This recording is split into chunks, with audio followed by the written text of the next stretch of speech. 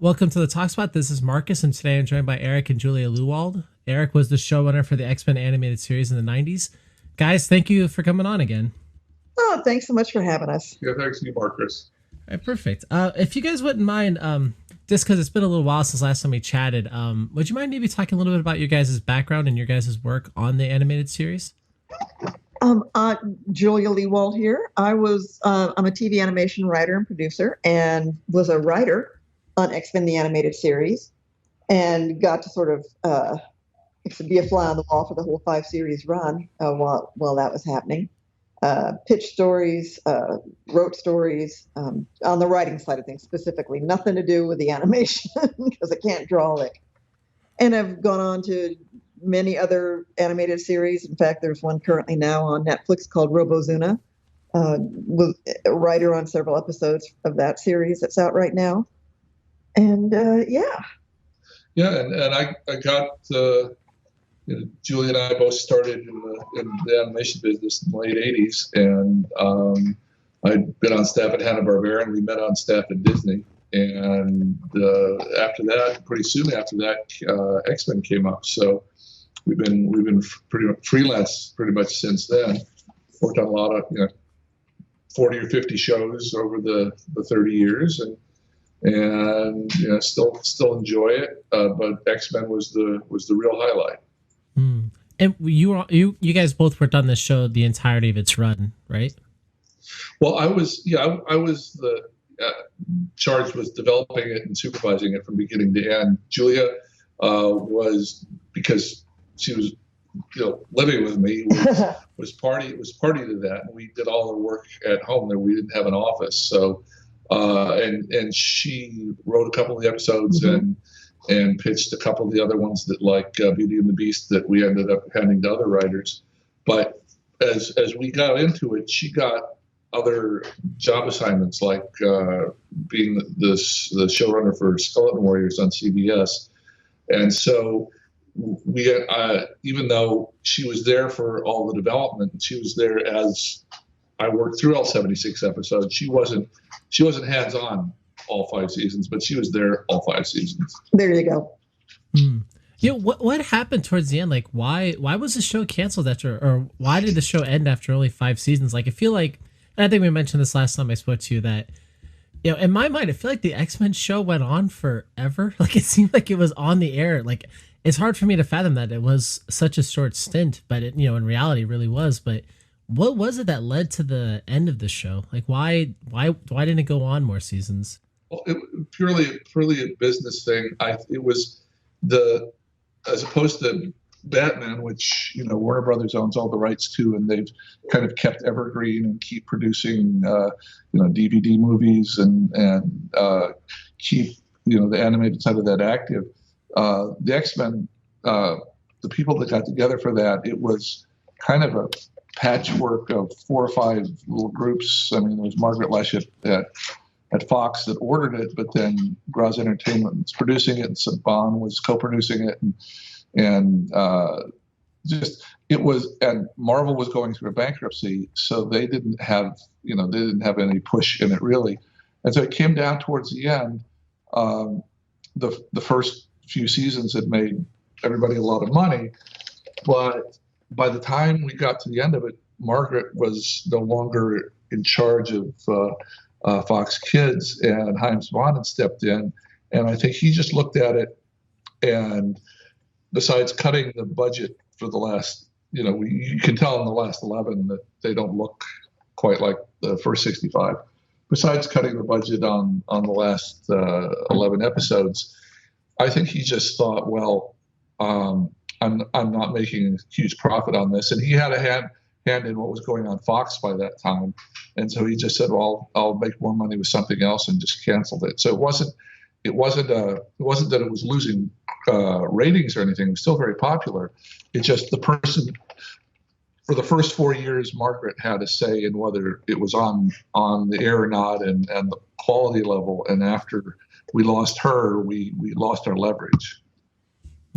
I mean, it seems interesting. Even I mean, like based on what you're saying right now, like when I think about, especially the X Men of that time era, it seemed like it was like the licensing was everywhere. Like there was products and merchandising. I feel like everywhere. You know, toys, video game representation. I mean, to me, it seems like it'd be a little short sighted to kind of stop making more content when you were selling all this merchandising.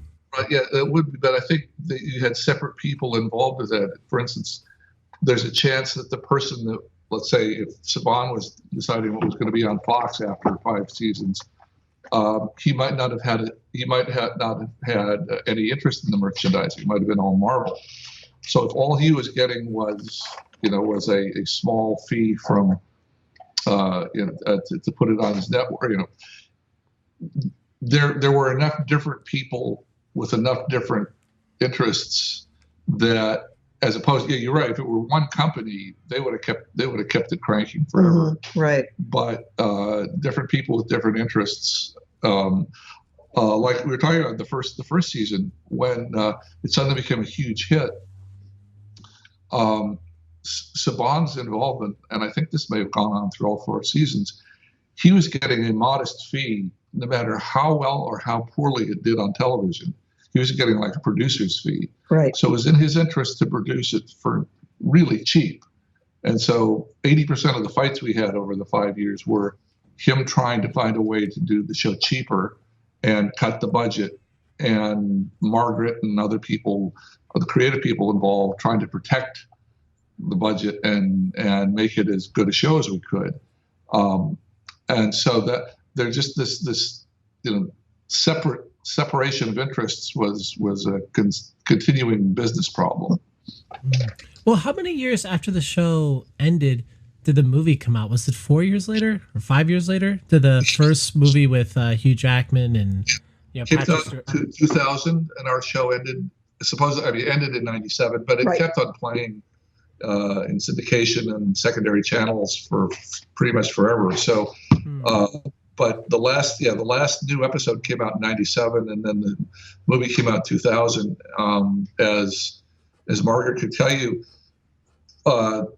people, even though it was a big hit on television, they weren't at all sure that it would make it as a movie. So it took some serious nudging to get them to even bother to try. Well, after the movie was such a success, I mean, was there talks about renewing the show for another season or doing an X-Men, the animated series part 2, something like that? I mean, were those ever discussions that happened or not really? Not with us. They did X-Men Evolution. And they did. And then Wolverine the X-Men. So they did they made a couple stabs at doing X-Men animated shows after. They just had different focus and different partners. Like X-Men Evolution, I think it was on the WB channel. Yeah, and it's hard to sort of realize, but the rights issue was so messed up at that point. There was you couldn't get full support to produce anything new, mostly because no one had full rights to any one angle of the X-Men. Yeah, and also you get a different mix of people. Like when they did X-Men Evolution, you get a different mix of people. You get different. Whoever say were the people at WB Channel that were trying to give direction to the creative folks involved, they had a different idea of what they thought the X-Men want to be. So, it's like with a number of things, you get different people in charge, and you get different tones or different focuses. And like when they made X-Men Evolution, they were all played a lot younger and a lot less intense, less adult, less dramatic. And so it's just different people making different show. So I mean, I guess one question I want to ask you guys is, let's say the process, like what was the process actually like of making an episode? I mean, from what point, like, did you guys have to think about the idea, the story for the plot, or like you had to think about the plot and everything? what was the process from beginning to end of actually making a full episode for the show? I think, Eric, you've pointed out on occasion that from a writer's standpoint, you want to try and come up with the most interesting character-based story. you can have, and especially in animation, you can have a lot of spectacle. Things can blow up, and you can be in outer space. But as far as making anything that you hope the audience might care about, you want to involve your characters to the best of your ability. And one of the powerful decisions you made early in developing X-Men was coming up with the cast of characters who each had his or her own spectacular strengths, as well as his or her own personal demons that were then very interesting to play off in any episode. And then it was the balancing act of who hasn't been serviced recently character-wise, whose stories is there a great idea for, or you want to explore this kind of situation in the world. Well, which character's own story would be most relevant to that? Would fit it. Yeah, well, you're talking about just like the beginning, middle, and end process of getting a show done. We get an order, like the first season was for 13, and they really just didn't think it was going to go past 13. So, I mean, it's funny to look back, but we were all let go after we finished the first 13 episodes, and everybody went on to other jobs. Mm-hmm. But then they would do it in batches or seasons like that. Then they ordered another 13. And by that time, it was getting so popular. The next time they ordered 39. And in effect, 3 seasons worth at once, which is great, which means we had, a year and a half worth of work guaranteed us. But as far as what would happen for the writer, from the time they just say, Fox said, okay, we want you to come up with 13 stories, we would say the second season, we knew what we'd written the first season. We want something different and fresh, but that would have the same tone and the same kind of focus of the stories of the first season. So there would be everybody'd understand it was still the same show. So, but we would talk a little bit with some of the writers from the first season and for maybe a day and come up with some ideas, and we would. Once we had an idea, either I would or one of my writers would, if it's one I liked, at that point I would submit it to about half a dozen people that would respond and sign off on it. And if any of the people had real objections at any point, we would hesitate or we might not do this episode. But there'd be people that we'd run it by. One was, of course, Fox, where Sidney Iwander was the hands-on executive. So he'd hear the 2 or 3 sentence pitch, like Beast falls in love with a blind girl who's getting her sight back in the midst of a struggle with anti-mutant forces in the city. So we start with that, and they kind of get that that'd be a good Beast story. And if Fox and if Fox and Marvel and the producers all look at the artists, the producers look at that and say, yeah, that could be a good episode. We would make an assignment to the writer, and he or she and I would come up with about a 2-page premise that laid out pretty much the whole story. That would go around everybody again, and at that point, even more people like broadcast standards, the censors would go in and say, oh, wait a minute, you can't have them killing these people or burning down a city full of people. That's a problem, or you can't have this, you can't have that. So you would go around again. Marvel would look at it, Fox would look at it, the artists and producers would look at it, and we'd get notes back. And then, assuming everybody was pretty much on board, if there were questions, we'd make adjustments. Then it would go to a full outline, which is more like 10 pages, and it had every detail of the action in it with a little bit of sprinkling of dialogue, but not much.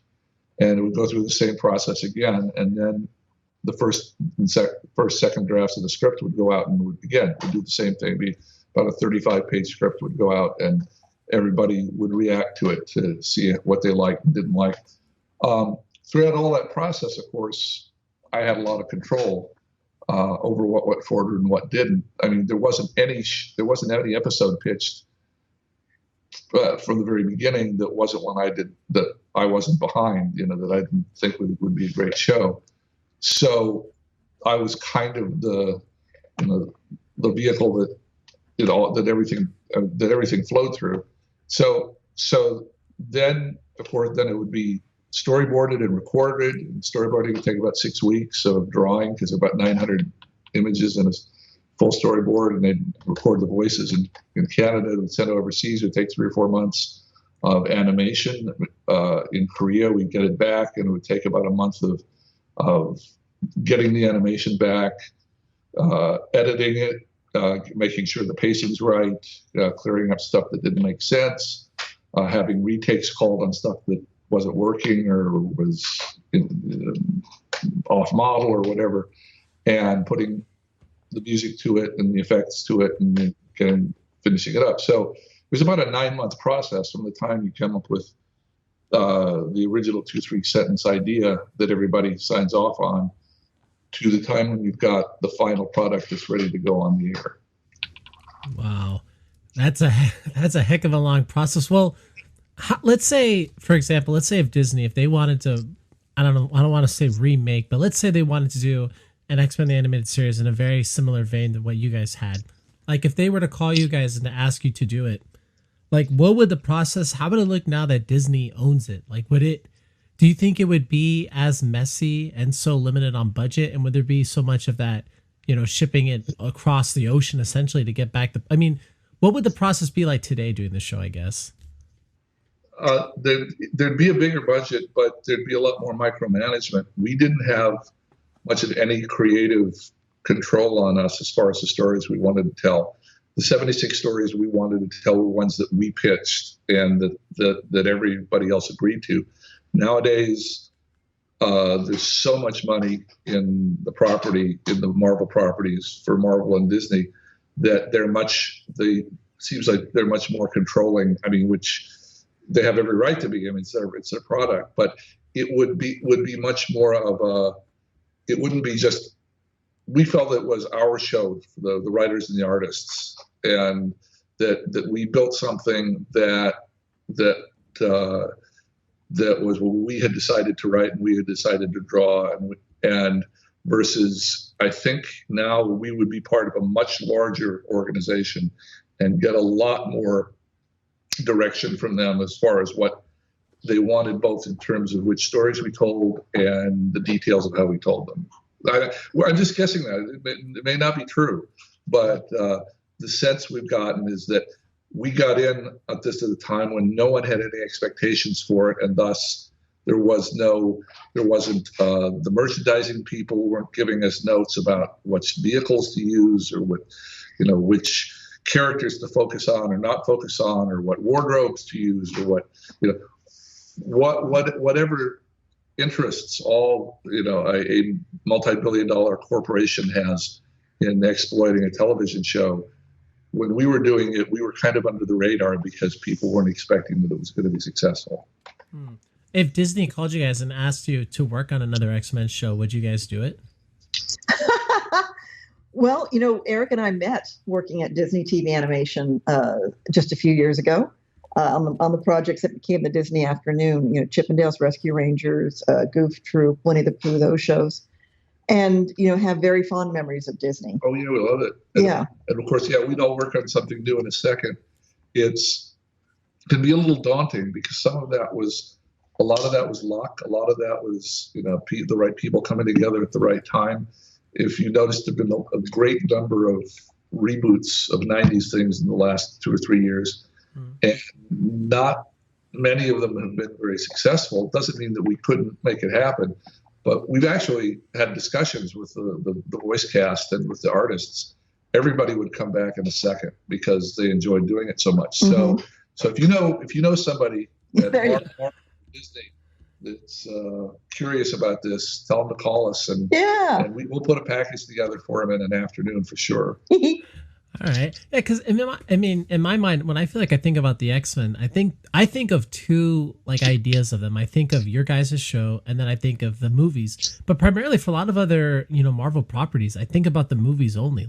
When I think about Iron Man, for example, I just think about the MCU's Robert Downey Jr. Iron Man. I don't think about the comics Iron Man or any of the cartoons. I'm sure he's probably had some, but I feel like with the X-Men, something that's so unique about what you guys did when you work on it Is that like the styles? I know you guys didn't draw this, like draw the characters out, but the blending of how the characters look, the song, the stories. I mean, the whole combination. I really feel like for a lot of people that are, probably like 20 and older, I would assume.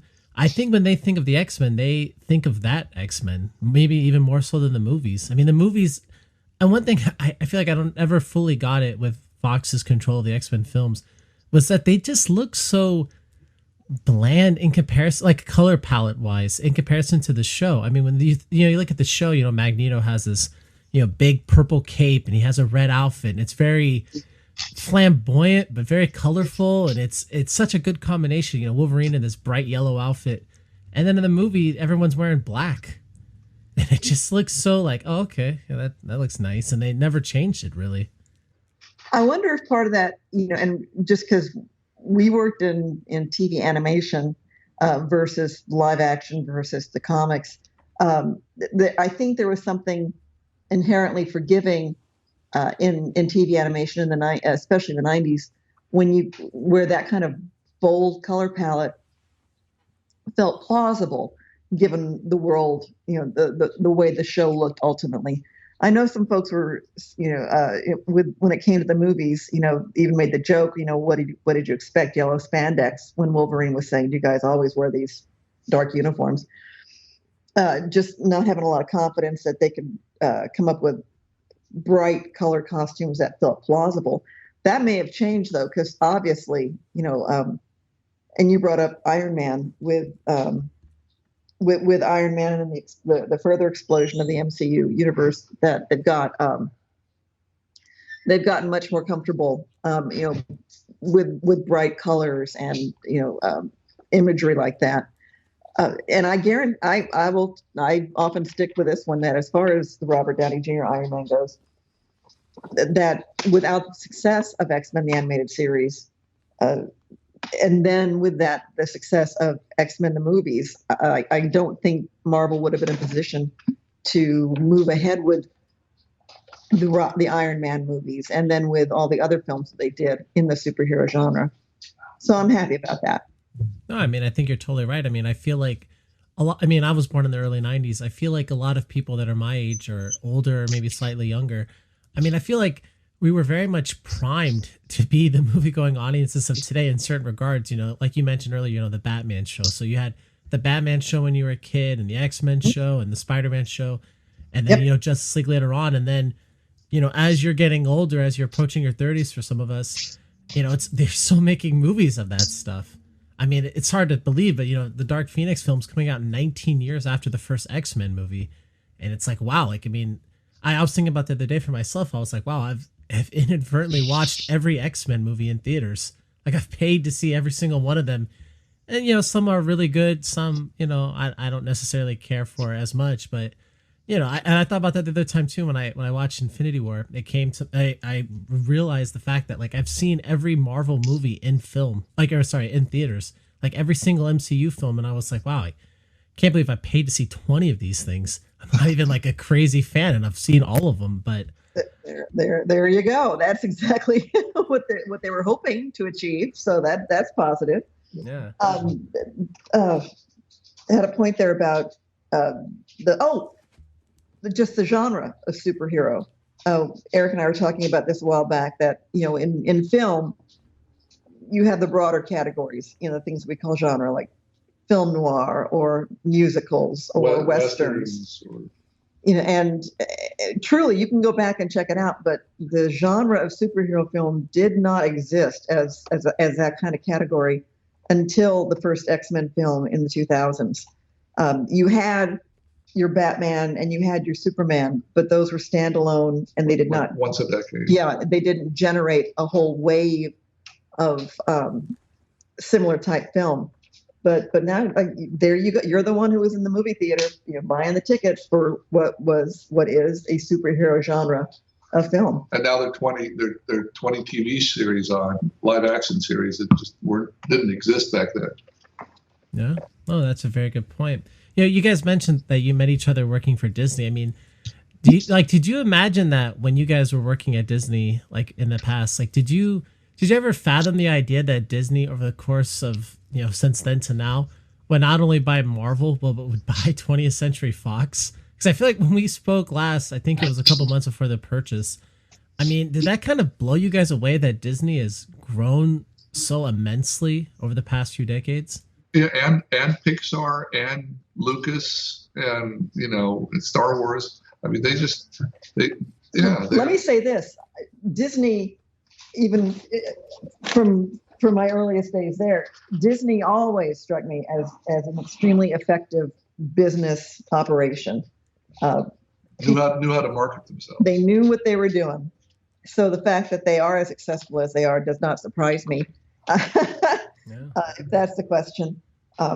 Just the fact that their reach has extended into, like Eric was saying, the Star Wars and then the whole Marvel catalog.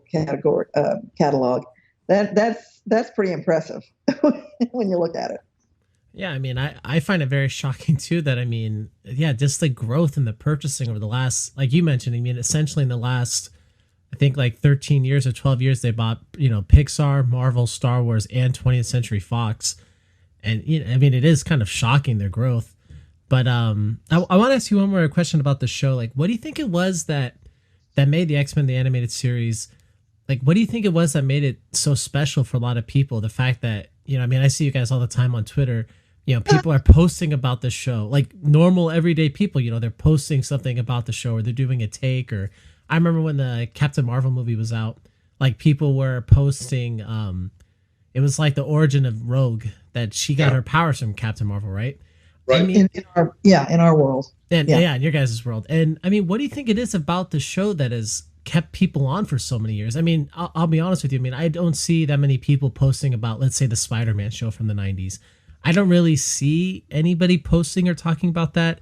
I mean, I know you guys, the X-Men animated series, there was an honest trailer about the show. I know you guys were interviewed on there. I forgot how many years ago that was, but decades ago. couple 3 years ago. Yeah. Okay. But I mean, like, what do you think it is about the show that's managed to still remain relevant to this day and still have fans to this day? We can't. It's kind of a magical thing. We wonder if we knew how to replicate it, we would. It's all just the right people coming together at the right time in the right circumstances, with being given the right agenda and committing to it, and not letting things, knowing what they wanted and not backing down and letting things ruin it. We've been in a number of series where we think, 4 or 5 different cooks come in and everybody decides they know best what's going to, for a show, and it becomes a mishmash. And this one had a kind of unified vision from the start. But yeah, why it stuck? I mean, it's like for us, for people of our generation, there are tens of millions of people that grew up that the original Star Trek TV show was the thing, and it's still 50 some years later, the thing, in the way that the any other science fiction show and any other version of Star Trek,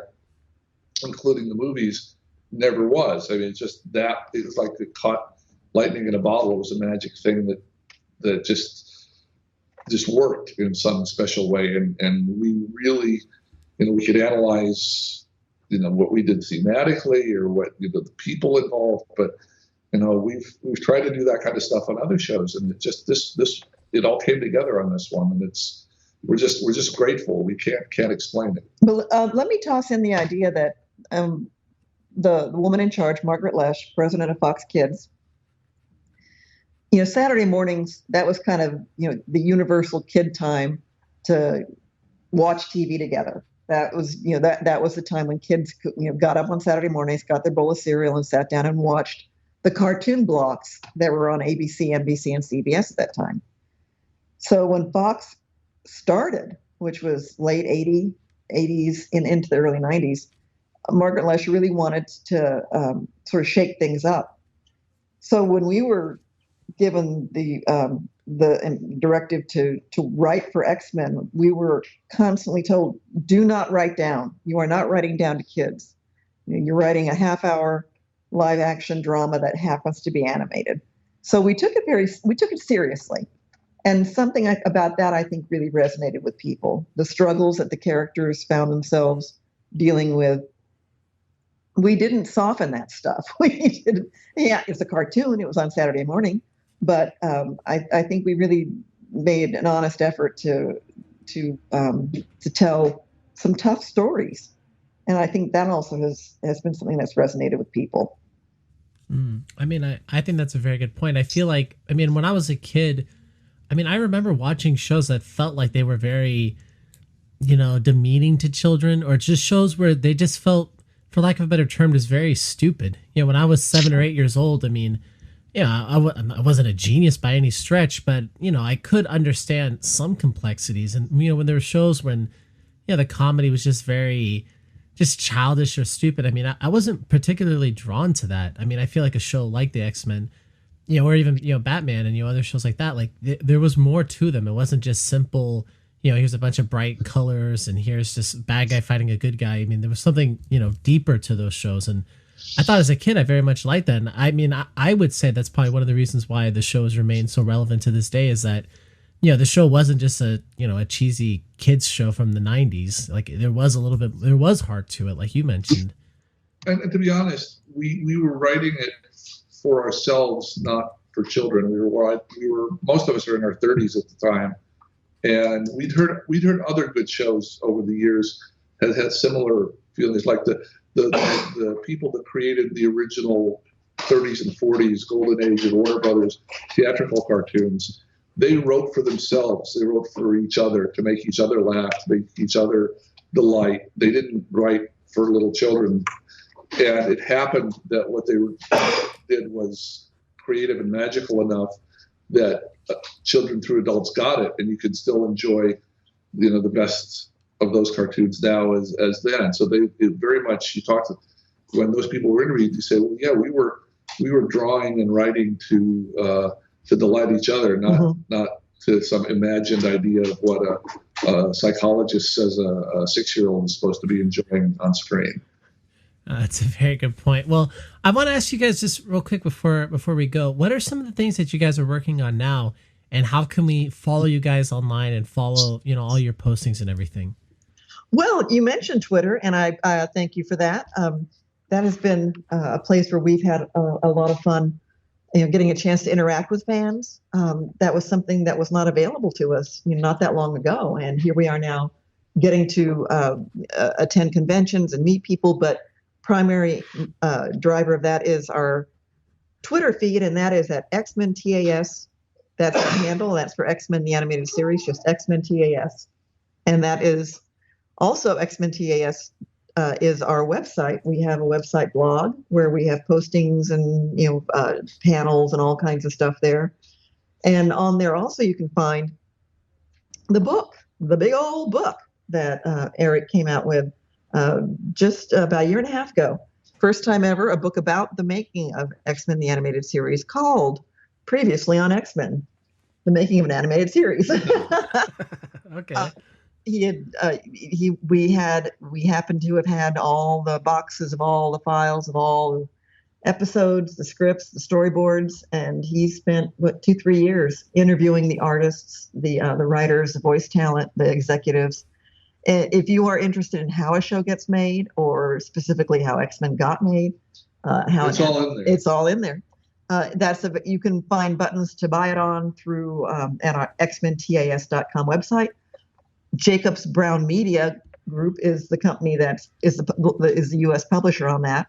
If you order from them at Jacobs Brown Media Group, you will get an autographed copy, because Eric sits down in advance and signs stacks of them for them to have out to send to people. It is available on Amazon, but that will not come signed. Anyway, just FYI there. But we'd love it if people gave the book a look. Okay. And then what are some things that you guys are working on? Like, are there shows that you guys are actively working on right now? Well, like you said, we wrote for a very good friend of ours on his series of Robozuna, which is now on Netflix. And I'm just flat on my head here. Transformers: Robots in Disguise. We did an episode of that has been out recently. For a friend, and the show that just came on Amazon about 9 months ago that we wrote a couple of years ago called Dream Defenders. Dream Defenders. It's a younger show for a Singaporean company. And, we currently are not running a show right now ourselves. We've been very busy in a nice way, hitting the Comic-Con convention circuit, going to different places and meeting all kinds of people, including the voice cast, which was phenomenal. Yeah, and doing panels about the show and selling the books and just meeting an awful lot of the fans that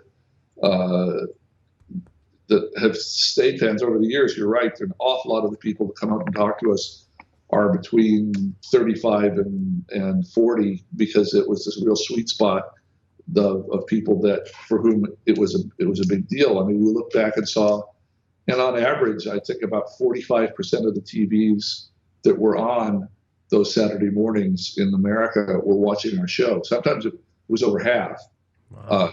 50%. But that was one of the things I think that's made it a communal experience, was that everybody would watch, and then they'd go talk to their friends the next day at school, and catch up on what was going on in the show. And there were only 4 networks, and a couple very small cable networks at the time. There were only 4 networks, so you could have, if you had a hit show, you could have something that literally half of the people watching would be watching every week. And that I think has given us the huge number of people that remember the show fondly. Obviously, the show wasn't much good, and not so many people would have watched, or they wouldn't remember it so fondly. But it was a nice, today, if there was a really popular show on for kids, a Saturday morning isn't a big deal, but maybe 5 to 10% of the kids would watch it, and the other 90 to 95 would be playing video games or be watching something else on streaming. So the idea of getting half the country watching every week is a real thing, and we're really finding people all over the planet, that we bump into, and they say, "Oh, you were on that show. That was the biggest thing in my childhood." So it was a lot of people, and at a time when a lot of people would watch just a single thing and share it.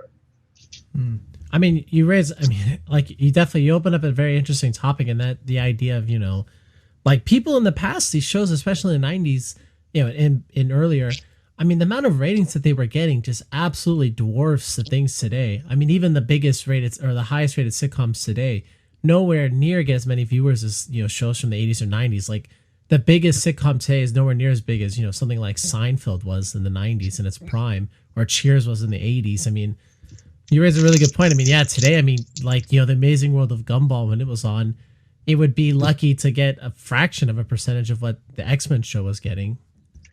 But it really came out at the point where it was able to sort of find its community and create its community. And that community has hung together all these years.